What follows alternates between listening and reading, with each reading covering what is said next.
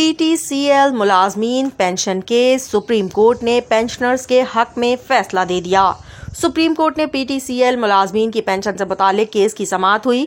Chief justice Yahya Afridi और justice Aminuddin Khan ने pensioners के हक में फैसला दिया।